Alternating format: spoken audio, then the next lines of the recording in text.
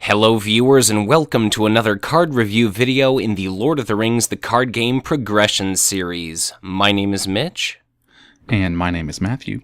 And today, let's check out the player cards contained within the third adventure pack of the Dwarrowdelf cycle, The Watcher in the Water. So, Matthew, please begin by introducing us to our first second iteration hero.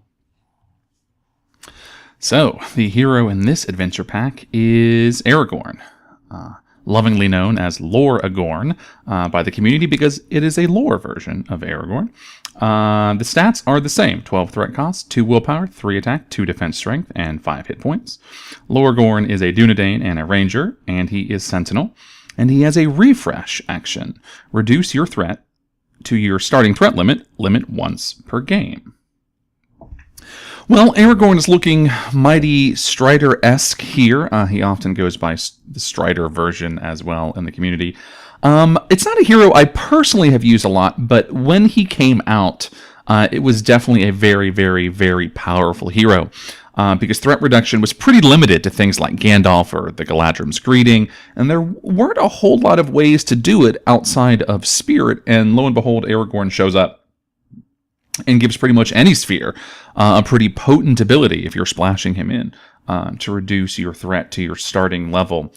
So I certainly recognize the power of this particular hero, although he's largely a one-trick pony, meaning the core set version, of course, can constantly ready every turn, sort of built-in action advantage. Him, you get his ability once, and you get great stats, to be sure, but not too exciting from there. Certainly, all of the Aragorn sort of specific attachments like Celebrian Stone would still give him Spirit, which would be kind of cool.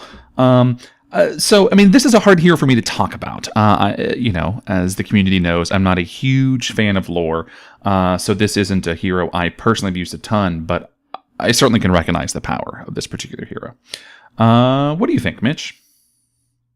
Well, this kind of card gives me a lot to think about. This was the second time that we saw a second version of an existing hero, and it allowed the development team to kind of explore the character, kind of a different facet of that character's personality. So Aragorn Leadership is quite clearly the noble leader. I think he probably has the noble trait, but, he's kind of standing there in the card art wielding the shards of Narsil, and he looks very regal. He can do the action advantage trick, so you get a lot of use out of those stats. That came at the drawback of a very high starting threat, but his stats are fantastic. Here, he still has that really high starting threat, which makes it more likely that the hill troll is going to engage with you early on, and you'll have to cope with all sorts of nasty enemies. But at the same time, if you've been going on and on in the game, or you just really need to drop your threat, he does have that built-in rescue mechanic.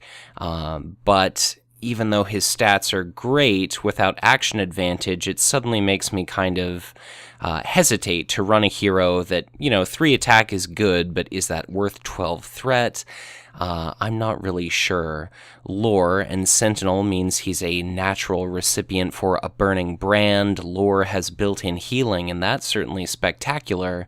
And I've had a lot of success playing this guy in a solo game. So you and I always talk about mostly 2-player games is my experience, and I think the majority of yours. But he's great alongside Frodo Baggins, because even though he himself doesn't have action advantage, you can take more undefended attacks, have Frodo boost up your threat, and then you can drop it back down at the end of the game, and just by merit of taking attacks undefended, it allows your characters to use their actions for other things. So he's definitely kind of a bit of a puzzling hero, but any other thoughts that you'd like to share? Yeah, I think, he was super popular when he came out because he was a sort of quote-unquote free way to reduce your threat, and that's nothing to sneeze at. I will say that there's some tricky game mechanics in terms of getting him to work. You can't really trigger him once you're at 49 threat, because technically you raise your threat to 50 before you can use his refresh action. So that is something to be aware of. You've got to trigger him once you hit 48. With that said, super popular at first, then I think he waned quite a bit in popularity. As the game has expanded, there are more and more and more ways to reduce your threat, many of them cheap, and all the spheres now have some way of reducing threat. It's not exclusive to a sphere or two. They all have it. So it's a little bit easier to do that now, but we will get to a keyword relatively soon, Doom, where there are player cards that now can raise your threat, and I think that Aragorn saw a brief resurgence there. I think what hampers him, though, in my opinion, and other heroes like him, is I don't like one-trick ponies.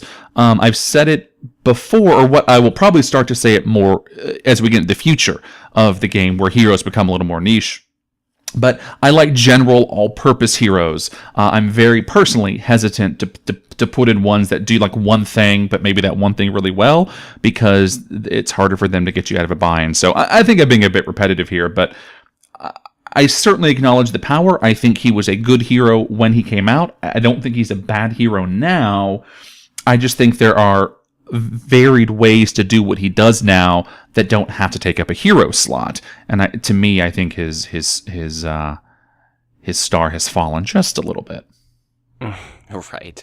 I think something that we'll maybe discover is, even though he has access to a whole host of different attachments which can make him into either more of a niche character or just add some flexibility to him, like that give him ranged or that give him an additional resource icon or added willpower, whatever, I'm more likely to just run heroes that don't need to rely on other cards before they're doing what I'd like them to. So Aragorn, really cool card. I'm sure at some point you'll see him in the progression series, probably sooner rather than later. That seems only logical. And then really the only other rules thing to mention, and this won't become relevant for a while, is that limit once per game is per player. We eventually see cards that allow you to shift which player controls a hero temporarily, and if your partner steals Aragorn, if they've used his ability before, they don't get to use it again. So awesome ability, very cool that once per game it might be able to drop your threat by something like 25, but again, he does one thing, and that's kind of the extent of him. But what card is next? Well, it is something that happens to go along with our new hero, though a different sphere. So our first leadership card is the 3-cost, unique Sword That Was Broken. It is an artifact attachment. It has to attach to a hero.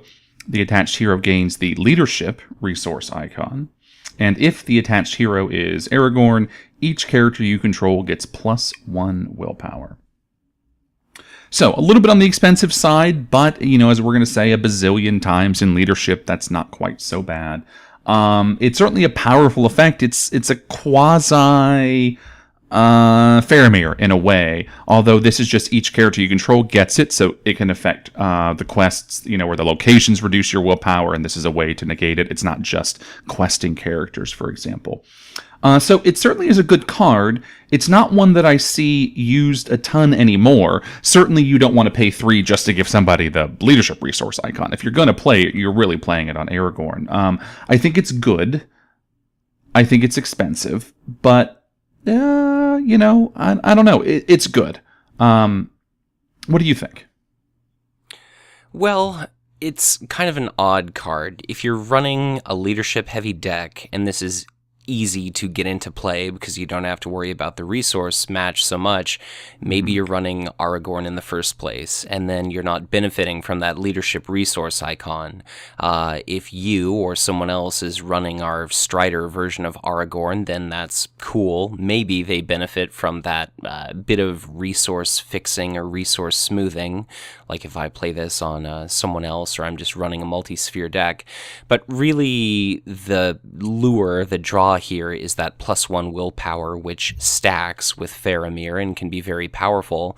And it's just kind of interesting that this pushes players in the direction of running very high ally count decks, whereas Aragorn is one of those heroes that kind of lends himself to the Voltron playstyle, where you assemble some sort of super powerful unit. You know, it's a bow, it's a sword, it's a lion and mammoth or whatever.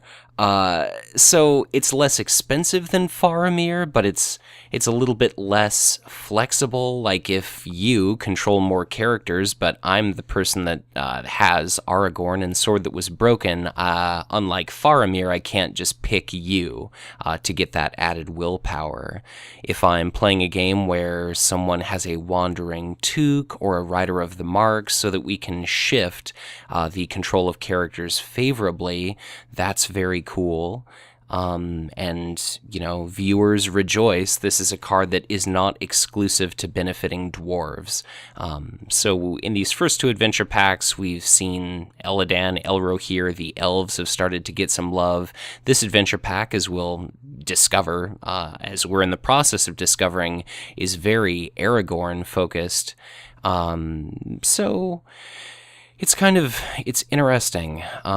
It's a unique card, so you're kind of compelled to run a lot of copies, but as soon as you draw one, all the others are dead, and Leadership doesn't have nearly the card draw that Lore does. But it's certainly a card that if you're, at the very least, if you're running Leadership Aragorn, I would certainly include this card in my deck. Yeah, agreed. I think it's the cost that makes it prohibitive, but any cheaper, then it's probably overpowered. So it's one of those that makes you go, is this really fitting, a hole in my deck that is worth the cost? Do I want multiples of it? I think it's a good card. It really makes you think. Again, it's not one that I see much in use, so I think the community has largely panned it. But there certainly are those Voltron decks you talked about, where they try to build up one hero with like 1 million attachments, which certainly runs some risks in certain quests. I don't know. I don't dislike it in any way, shape, or form. It's just one of those things where, if you're not running Aragorn, this is not a card you're going to consider. Yeah. The last thing I can really think of to mention is just because this is always a persistent passive effect, it's not activated, it might be great during a quest like the Red Horn Gate, where during that third quest phase, if a character ever hits 0 willpower, they're basically discarded. So long as you've got Sword That Was Broken out, your characters are never going to hit 0 willpower, barring some weird unforeseen circumstance. So it's a cool card, but it could almost strike me as a little bit of like, you have to ask yourself, is it strictly necessary by the time I'm getting a lot of benefit out of it? Am I already winning the game? But certainly Leadership has access to a lot of reasonably costed allies that aren't terribly powerful in and of themselves. So it's a dwarf-esque, kind of blanketing bonus.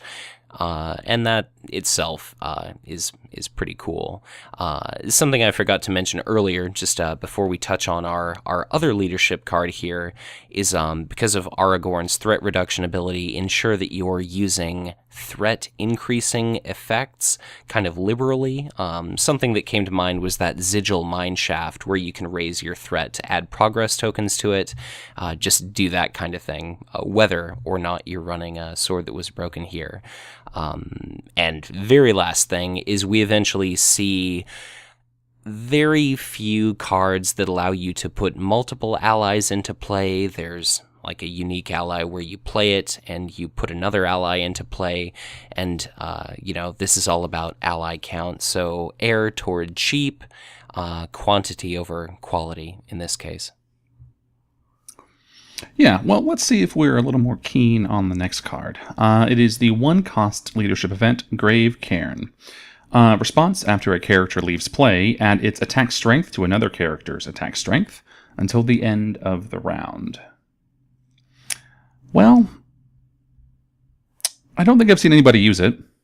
I probably never will. This card, my first thought was there are so many cool, interesting effects in the game, yet they never get played.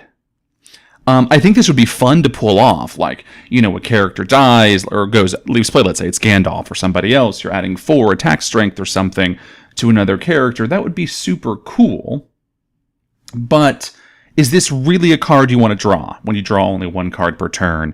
Is it a card you want sitting in your hand in your opening draw, of 6 cards? And that's ultimately what it comes down to for me when deck building. This is not going to get you out of situations. Just play another ally that has attack strength. And yeah, they might be a bit more expensive, but it can serve a role as a trump blocker or a quester or a defender, whereas this is just sitting there until something leaves play, and you're hoping to God that it's adding enough attack strength to make it worth the 1 resource. Having a character leave play is bad enough, but I suppose if it was free and then you got that off of a Gandalf, then maybe this card is overpowered. You can see where I'm going with it. I don't like it. I would never use it. I think the effect is cool, but it's never the card that I'm going to want to draw. And those few rare instances in which it was are so few and far between. And I would hope that my deck building skills are good enough to include other sorts of answers than hoping and praying for a Grave Cairn here. Either way, I beat it up enough. What do you think? Well, not to contribute to kicking this card before it even gets up in the first place, I'll just say that when I first saw this, it definitely made my eyes go wide a little bit as I, read it, and it's after a character leaves play, it's like, oh, okay, leaves play. After a character is destroyed, yeah, I could see that working, and then it's like, wait a minute, it's leaves play. That could be discarded, destroyed by an attack, or maybe sneak attack, sneak attack Gandalf, like you said, is 4 attack, but when are you and I using sneak attack Gandalf? It's generally to drop him into play and to destroy an enemy because you bypass defense. And it's great that it persists until the end of the round, but there's no guarantee that you're going to have that 1 leadership resource available. Generally, at this point in the card pool, if either of us was running leadership, we'd only have maybe 1 leadership hero. We'd be maybe shuttling those resources toward other characters. So it just strikes me as something that could be good, but it's a little bit more effort than it's worth. I like more reliable effects. So if you are running cards like Sneak Attack, that can be really beneficial. You could even Sneak Attack Gandalf or some other character during the quest phase, commit them to the quest, and then you would still reap that benefit during the combat phase. The more action advantage you can use, the better, like Unexpected Courage on Gimli. He can swing twice with this, or you can use Tactics Boromir from the Dead Marshes to potentially attack with this bonus an unlimited number of times. And there's certainly a fair few cards that kind of reward you for their leaving play, like Descendant of Thorondor, which has attack strength of 2, Aelmond, which readies Rohan characters, has attack strength of 1, and if you're playing dwarves or someone else is playing dwarves, you could maybe have Bofur committed to the quest, and then he returns to hand, and you still reap a bonus of 1. Something critically important to consider, though, is because that is phrased after a character leaves play, it's essentially their printed attack strength, not including modifiers. So Bofur doesn't benefit from Dane Ironfoot.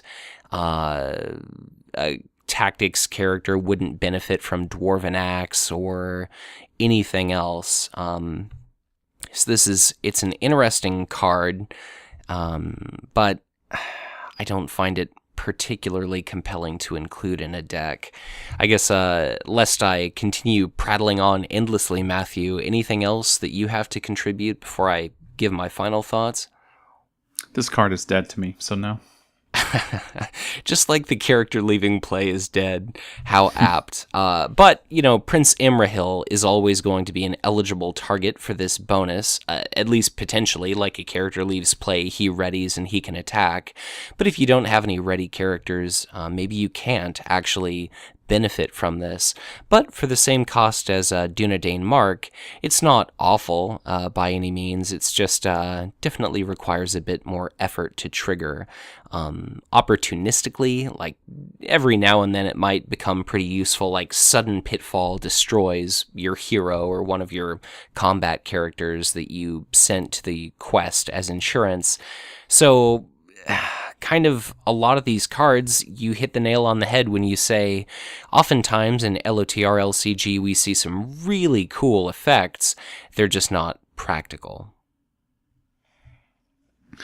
Well, let's see if the tactics sphere gives us anything better. I have high hopes.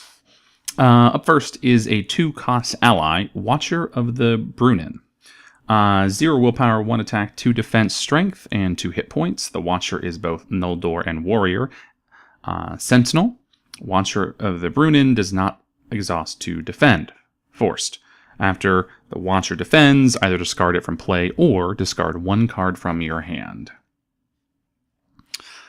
Interesting. It's kind of sort of like the Eagle allies that we got in the last cycle. The Winged Guardian, where you have to pay 1 if the Winged Guardian sticks around. Except this guy is a less capable defender. The defense strength of 2 versus Winged Guardian's defense strength of 4.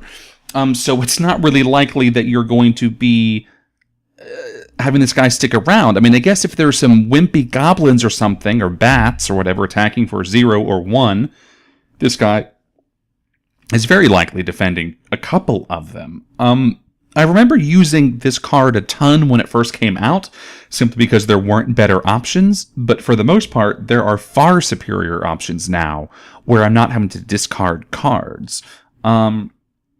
Now, certainly if you have a bunch of uniques, maybe a couple of swords that were broken that you don't need anymore, you can pitch them to this dude, because it's not like you're going to play them anyway. But a lot of times, Tactics is card-starved, and they don't really have card draw. That's a drawback here. So it wouldn't surprise me if I was more keen on this guy in our original Progression Series video. I'd have to go back and watch. But with the benefit of wisdom and age and experience, I don't know. I almost find the guy dead on arrival, although I'm sure I didn't think that at the time. But, the cost of 2 isn't cheap, but not expensive. He's probably not defending a ton. So it's a so-so ally to me. This is a strange card. I remember when it first came out, a lot of people were kind of blown away by like, oh my god, undefended or unlimited number of defenses, but I never really understood the appeal. Like, hypothetically, let's say comparing this guy to Winged Guardian, if you've got an enemy that you're worried about that you'll successfully defend against, if you've got more card advantage in your deck, you could use this guy. If you've got resource advantage, or you've got another player that can help you with either of those, basically just pick the ally that gets rid of whatever you have an unnecessary amount of resources or cards. But 2 defense strength is so incredibly underwhelming. Even a 1 attack strength enemy, considering that they are always going to have a shadow card, like +2 attack strength is far from unheard of. So all of a sudden they're wounding this ally, all of a sudden they're killing this ally. 3, 4, or more attack strength isn't unheard of either. So it's cool that it's got built-in Sentinel, so it can defend for other players. But Winged Guardian is way more likely to survive an attack, and if this guy can't survive what he's going up against, then you're kind of not running him for anything. He's not really fulfilling his purpose. He's, may as well just replace him with the closest thing to a Snowborn Scout that you can get your hands on. I do like that he has kind of a meager little drop of attack strength himself, something that Winged Guardian doesn't have. He does have to exhaust to attack, but it's nice that he can at least offer up something. I just definitely don't really see what there is to like about this guy. Granted, in certain scenarios where you run the risk of going up against shadow cards where it's deal 1 damage to the defending character, he doesn't die immediately, which the Winged Guardian would, and if your defender dies, that attack is suddenly considered undefended. He's eligible for Rivendell Blade, which again is very cool, but then he's not defending. Or maybe he is defending, and then he can attack. So in that case, that's kind of cool.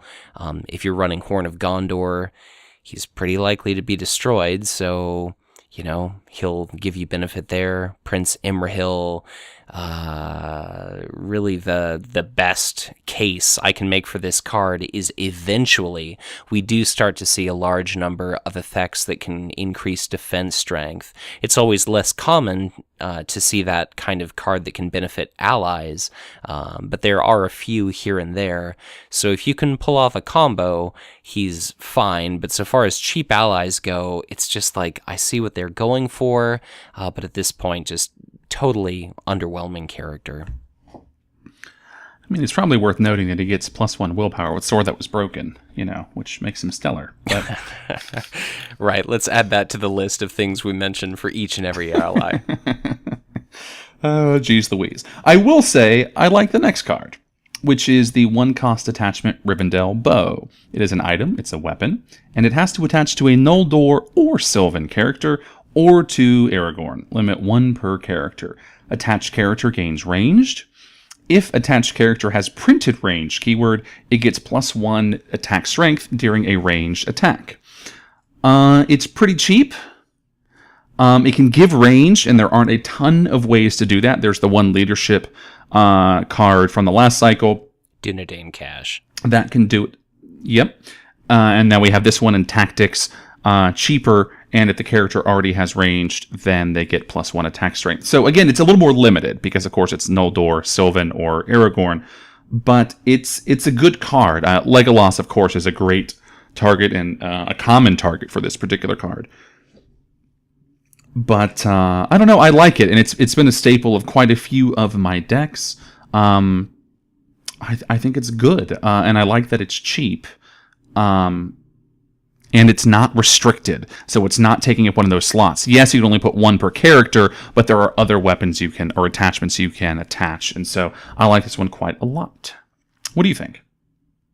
Well, I think it's very important that this is not a restricted card because it is strictly put to shame by Rivendell Blade, which does that -2 defense strength to whatever you're attacking. But this, has a...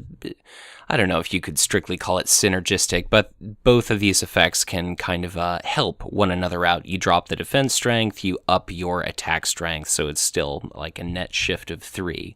Noldor or Sylvan character exclusivity is not great, but you could also put it on Aragorn, which this kind of card is what I was referring to earlier, where you can kind of give him a bit more flexibility, though, 12 threat for a potentially 4 attack strength ranged attacker isn't great, but just having more options for recipients is always good.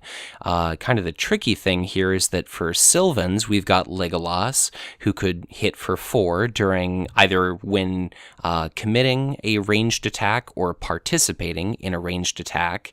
We've got Silverlode Archer, but then it's stuff like Lorien Guide, Daughter of the Nimrodel, Hinamarth Riversong, Sylvan Tracker, which those aren't the best options in the world, but then things like Mirkwood Runner are more interesting just because that completely bypasses defense strength if it's attacking alone. I think its base attack strength is 2, so modified to 3. Given that assassination ability, that's kind of an interesting combo there. And of course, Haldir could be a 3 attack strength ranged attacker.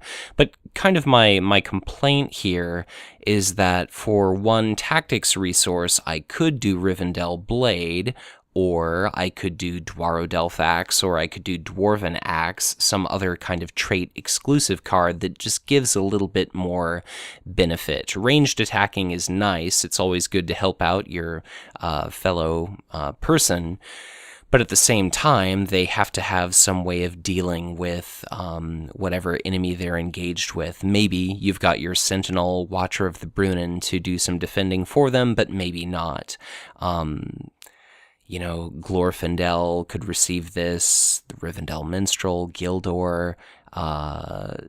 One of the more interesting cards would be Eladan, who could, so long as you've got resources in his pool, he could theoretically do an unlimited number of attacks with Rivendell Blades and this. But it's an interesting card. It's a way outside of leadership to get ranged on a character, and just huge kudos to the development team for adding that little clause where if a character already has ranged, this isn't just a dead card, you are getting a little bit of added benefit. So I'm not a huge fan. I don't love the deck real estate that this card will take up, but it's another weapon, a trait that's going to become relevant once we kind of break into our Saga expansions, I think is the first time. And, I do think that there are some things to like about this card. So far in the pack, this seems to be the one we're most divided on in terms of like and dislike. I like it, and I think it only gets better as we get more Noldor and Sylvan, of course, which happens a couple cycles down the road. Sure. But I think it's good.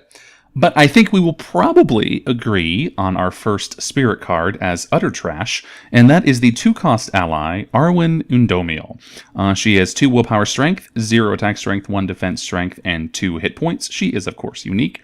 She is Noldor, so she could use that attachment. And noble. Response. After Arwen Undomiel exhausts, choose a character. That character gains Sentinel and gets +1 defense strength until the end of the round. I don't go on the FFG forums much and haven't for a while. However, I was looking at it fairly recently, and it could have even been a BGG, Board Game Geek. It might not have even been the forums. But either way, there was a discussion about top allies. And she's one of those that still gets voted in the top 3, if not the top 1 ally of all time, even up until today, in 2017 when we record this in August. She's good. Certainly the 2 willpower is always nice. I find that in the current game state, I don't use the Sentinel as much. I think that was more useful when she came out. But just the extra defense every single round when she's when she's questing. You could exhaust her for other reasons, but you usually send her to the quest. I think that extra defense is quite nice. So whether you're boosting up Dane or whether you're boosting up Aragorn or who the heck ever, right? I think you can always appreciate it. And even if you end up not needing it, it doesn't really matter. She's 2 for 2 willpower. I don't think there are enough good things to say about her. So I'll try not to hog the spotlight, but I'm sure you have come up with all sorts of unique, minuscule uses for her that I haven't thought of. So what are they? Possibly, but yes, you mentioned 2 resources for 2 willpower, and I think if someone were to make an old school soundboard of the progression series, that might be one of those stock phrases where you press a button and either myself or you regurgitate that line. But yes, excellent stats for the cost. She's right there on par with West Road Traveler or Sigil Miner if you're playing Dane Ironfoot. And speaking of Dane Ironfoot, he's a 3 defense strength defender who normally sits there. He doesn't have Sentinel, so maybe he's not able to do much of anything. Arwen is almost always going to be a character committed to the quest, and whenever she exhausts, whether she's contributing to willpower or whether you put the Rivendell bow on her so that she can attack at range for 0, she's giving that defense strength to a character, and she's also granting Sentinel.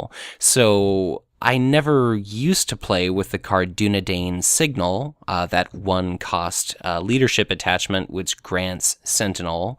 And normally outside of Winged Guardian, we don't use Sentinel characters too often. There's the occasional Aragorn, but now all of a sudden your most powerful defending character has Sentinel. Note that it's character, not hero, so it could even be an ally like that Watcher of the Brunnen, and 3 defense strength beats the hell out of 2. So it's a bit of a shame that she's unique, but wow, what a card. That effect persists until the end of the round, so Boromir could all of a sudden be defense strength 3. He could defend, and you pay a threat to ready him, and he defends for 3 again, and again, and again. Just an incredibly powerful card. Denethor could defend for 4. Aragorn, either version, defends for 3.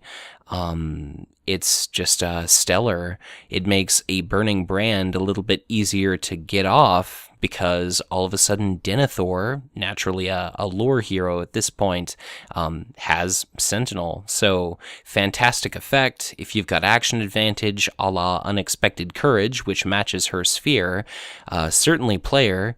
And it's very cool that in the last 2 scenarios we were trying to get her to Rivendell, and now that we've arrived, she kind of joins the Fellowship. So awesome card, beautiful artwork by Magali Villeneuve. Just incredible. So, 10 out of 10. Certainly would recommend using this card whenever possible. Don't leave it in the binder, folks. You heard it here first. Up next, another really, really, really, really, really good card. The 0-cost event, Elrond's Council. Action. If you control a unique Noldor, hey, Arwen, give another character +1 willpower strength until the end of the phase, and lower your threat by 3. My God. Normally the 0-cost events aren't so great, and then here comes this one and blows all the other ones out of the water. I mean, it's a stellar card.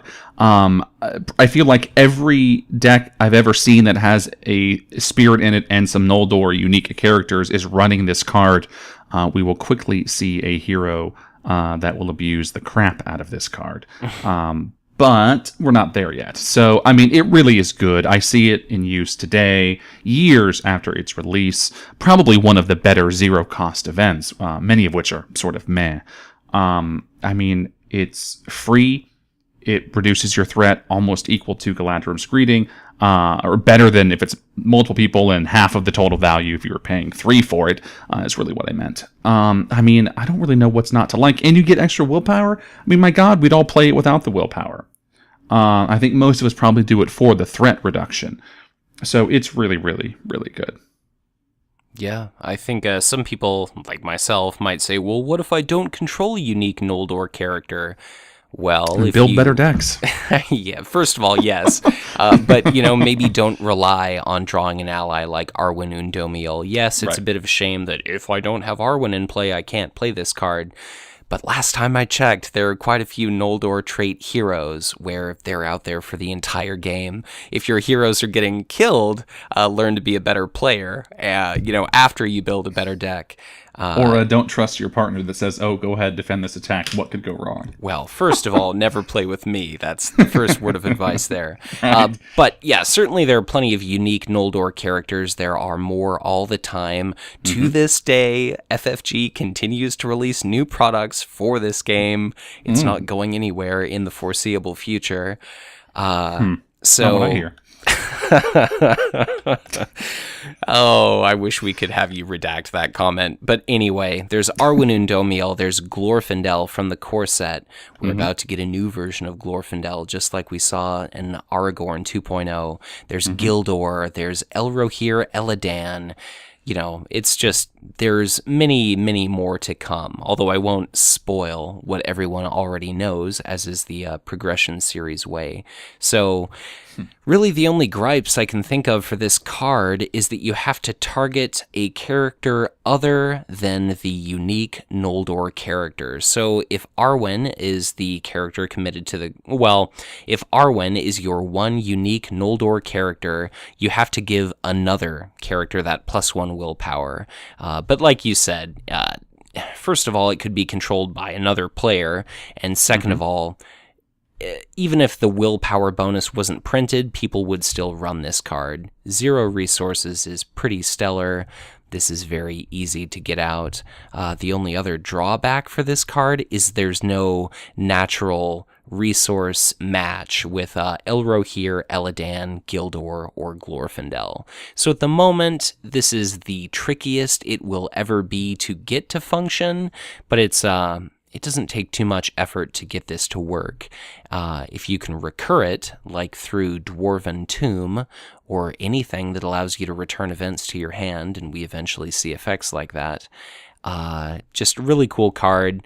Not earth-shatteringly powerful, but for the cost of 0, you and I normally draw a hell of a lot of cards through Ancient Mathram and Barivore and that 2-cost unique guy who plays a whatever instrument.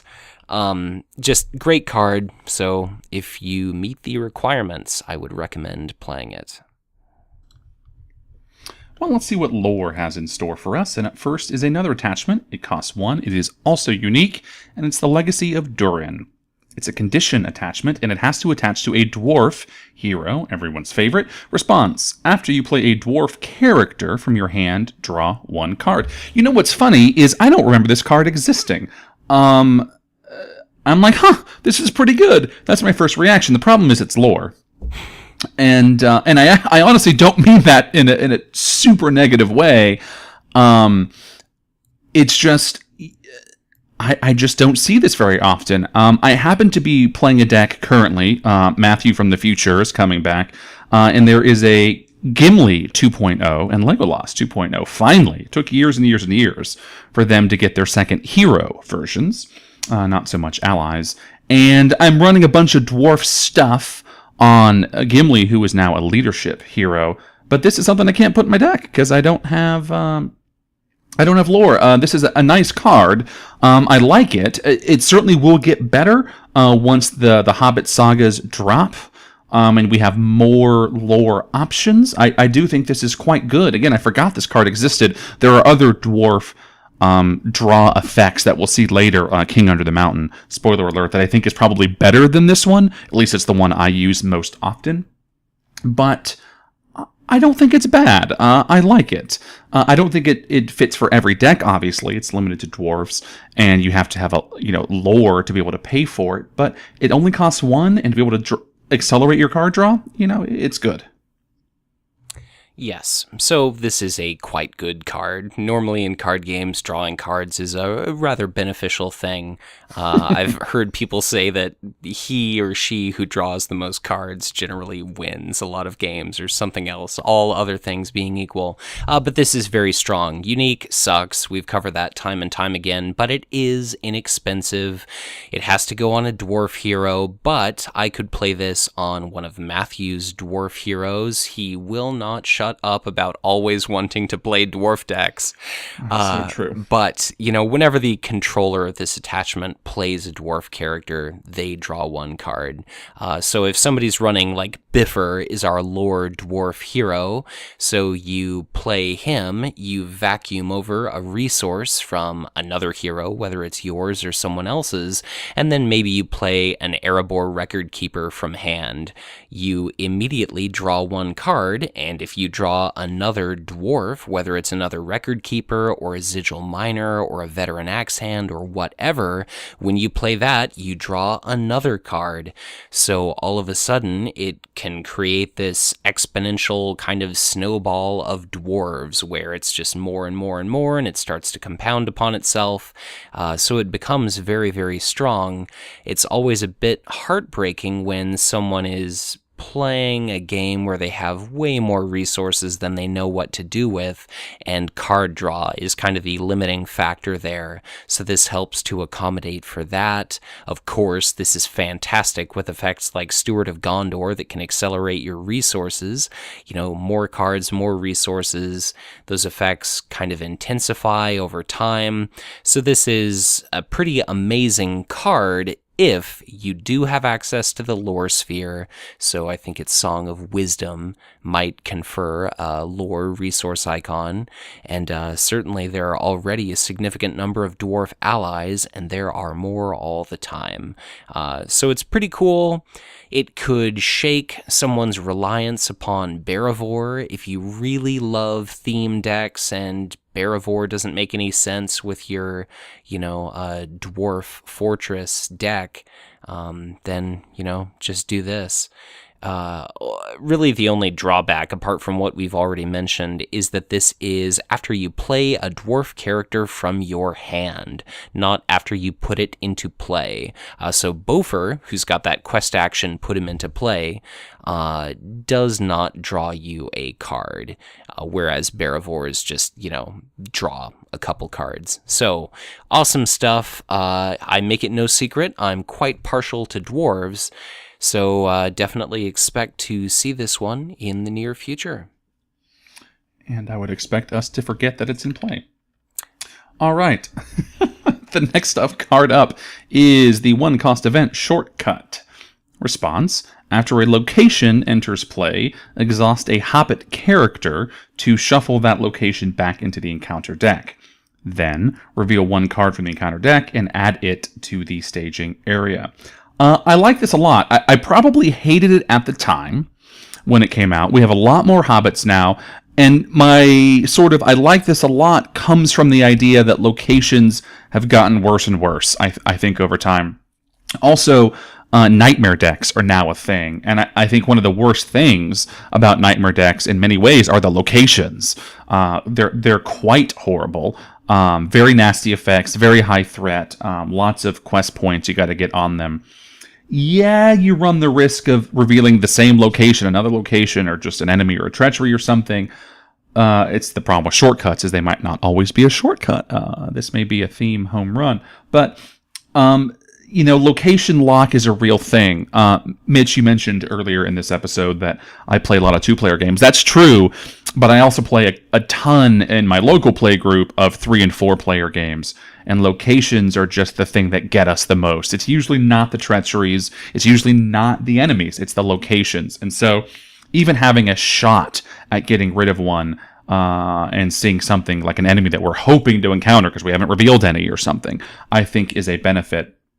I'm not partial to Hobbits myself, but if you are building a Hobbit deck, and you don't want to deal with locations for some reason, I think this is a card to consider at the point of the game in which we are at now in the progression series. I think this card is atrocious. I think it sucks, but it certainly becomes a lot better, or at least something worth considering. Well, I certainly always appreciate you sharing your perspective. Our schedules suck. That's, we make no pretense or try to hide that fact that we can't get together to record often. But when we do, I'm always glad that I've made this series a team endeavor as opposed to going about things solo, because my reaction to this card was very negative.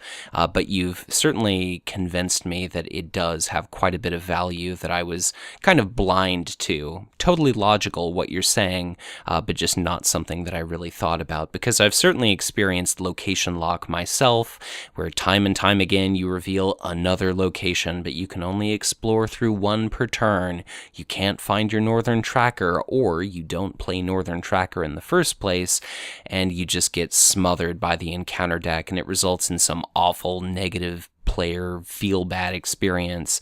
So what I like about this card is clearly you might be able to remove a very nasty location. They are sometimes pretty wretched just because, unlike an enemy, they don't have the benefit of shadow cards. They can't directly interact with your characters most of the time to destroy them. So they've got to be pretty nasty, otherwise people would just ignore them. They could have when revealed effects, but they're generally not quite as bad as treacheries, which are just totally ephemeral. They pop up, they resolve, and then they're gone. The crappy aspects about this card is that this is a response after a location enters play. So if a location has a when revealed effect, that does resolve before you put it back in your deck. But again, not all players like to deck build specific to each scenario, but this is the kind of card where you kind of have to, just because it's not going to be really beneficial against every quest, and even in quests where it might seem beneficial, like if there are a lot of nasty locations, maybe the thing that you're worried about in the first place is that when revealed effect. Like Impassable Bog in the Dead Marshes, it enters play, maybe Gollum gets all of his little resources, goes into the encounter deck, and then who cares if you've got some dumb location sitting on the board? The damage is already done. But what really holds this back is that you have to have a Hobbit. At the moment, we've just got Bilbo and Frodo Baggins. We've got the Wandering Took and the Keen-Eyed Took. Your Hobbit has to be ready, and then you reveal another encounter card. Maybe it's the same thing like you said. Maybe it's worse. Maybe there's just some other thing. It's not like encounter cards are often just straight up good. So the only thing that really gives me pause here is you have to keep your Hobbit characters ready, and at this point in the card pool, they're primarily geared toward defending. And another little bummer situation for this card is I could see holding Frodo back from questing just in case you need to use shortcut. Let's say you do use his action to trigger shortcut, and then the replacement card is an enemy, so you have to do the undefended attack thing. So we eventually see way more Hobbit decks become feasible and strong, but for the moment, totally agree with you, Matthew. Astonishingly underwhelming card, but eventually maybe we'll revisit this one. Yeah, and as sort of a big meta comment, that's one of the cool things about living card game, particularly Lord of the Rings, where things don't cycle out. By way of a quick example, and I won't mention specifics, but a article was posted on FFG 2 or 3 articles ago that made me go, dang, I want to use Dune here again. And that's one of the cool things. Like, this is a card that was probably dead for 2-3 years, and all of a sudden, Hobbits become a thing. And you're like, oh wow, the shortcut, I should take a look at that, right? Or, again, we're getting the very last Saga expansion. There's a card in there that makes me want to go like, oh yeah, I want to use Dune here. It's been a long time since I've thought about that. So it's one of the really cool aspects, is things that can look sort of crummy can come back and surprise you in ways you would never expect. I could not agree more, and that's the reason why doing the Progression Series 2.0 here, I wanted to start at the very beginning, just because none of these cards is ever going to be entirely irrelevant. No matter how much power creep occurs, I think every card is at least worth considering. So, as we always trudge forward, no card left behind. But Matthew, what's the final card for our adventure pack? Well, it is a neutral attachment, the 4-cost Resourceful, although it's got Secrecy 3, so you might end up only paying 1 for it. Attached to a hero you control, attached hero collects 1 additional resource during the resource phase each round. This is certainly something you want to see early on. It's not something you want to draw late in the game. 1, because you won't have the option of benefiting from the extra resource for long. And 2, you might very well be out of Secrecy range. Ideally, this is a card that you see opening hand, you play it right away, and you are sitting pretty. I'm not sure it's enough to convince me to play Secrecy. Speaking of 2017, Matthew, there are so many ways now to get extra resources where this almost seems like a lot of work, where I could just play an event and get some for free, in today's card pool. But those aren't every single round. So again, I think this is a way when Secrecy, you're keeping your threat low. I don't know. It's good. It certainly is the linchpin of a lot of Secrecy decks. It can help you pay for cards that are expensive once you're out of Secrecy range. So if you're playing Secrecy, this is probably the number 1 card you put in. Outside of Secrecy, I mean, you could play it turn 2, and it's going to take you 4 turns to recoup the cost. So I'm not sure it's super worth it outside of Secrecy, though not horrible outside of it, especially if you're splashing a hero and want a way to accelerate that splashed hero's resources. It's a way to do it. So, again, I'm not super keen on Secrecy. I've always found it a little bit gimmicky, and I like a lot of the other sort of deck building things that come later more than I do Secrecy. But again, if you're going to play Secrecy, or at least give it a whirl, this is the card to consider. Yeah, this is a card that makes me wonder if I should try to play Secrecy in the first place, just because this is a very powerful effect, and ideally played on the first turn, an extra resource each round on one of your heroes is a very powerful effect. This is kind of tempered when you compare it to Steward of Gondor, which is 2 resources every turn, but it is a very similar effect, and it's not unique. So in a Secrecy deck, the first turn after you play it, it refunds that 1 cost, and then you start to generate profit from there on out.